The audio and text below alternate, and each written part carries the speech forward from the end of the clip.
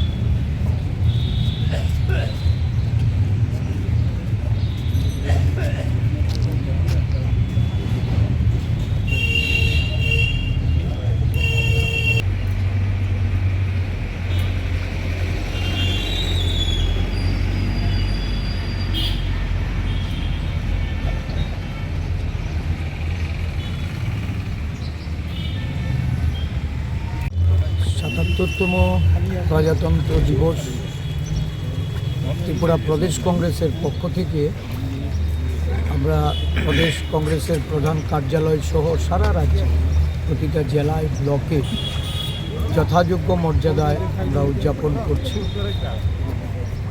স্বাধীনতা সংগ্রামের সংগ্রামীদের তাদের দেশ স্বাধীনের অনবদ্য যে ভূমিকা এটাকে স্মরণ করে কোটি কোটি স্বাধীনতা সংগ্রামী যাদের সংগ্রামের পরিপ্রেক্ষিতে দেশ স্বাধীনতা অর্জন করেছে এবং গণপ্রজাতন্ত্রে প্রবেশ করতে সক্ষম হয়েছে।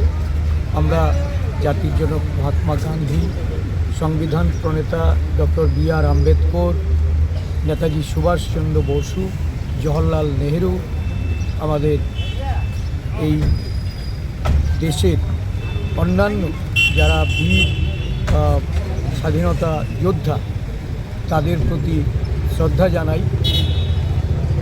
এই দিনটি ভারতবর্ষ গণপ্রজাতন্ত্রে প্রবেশ করে সভেরেনিটি, সোশ্যালিজম, ডেমোক্রেসি এবং আমাদের যে রিপাবলিকান এই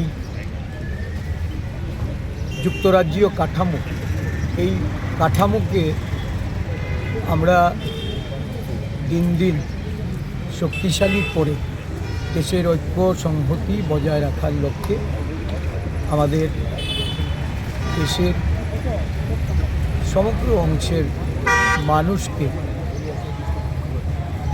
এগিয়ে আসার জন্য আজকে শপথ গ্রহণ করি। দুর্ভাগ্য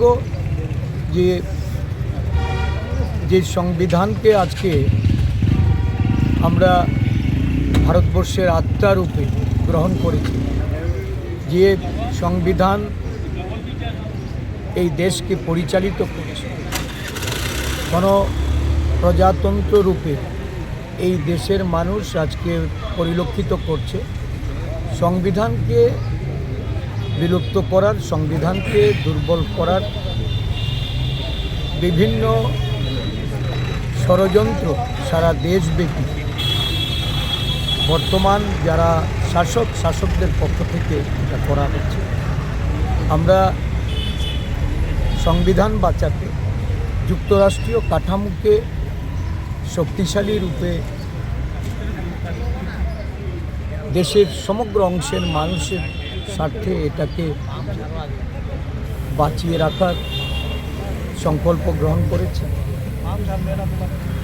কুচক্রীরা নানাভাবে মনীষীদের যেমন বিভেদ করা, বিভাজন করা, দেশের সমগ্র অংশের মানুষের মধ্যে বিভেদ তৈরি করার যে গভীর ষড়যন্ত্র আমরা দুদিন আগেও দেখেছি। এই প্রজাতন্ত্র দিবসের প্রাক্কালে দেশের প্রধানমন্ত্রী নরেন্দ্র মোদীজির ওনার যে উপদেষ্টা অজিত দোভাল, উনি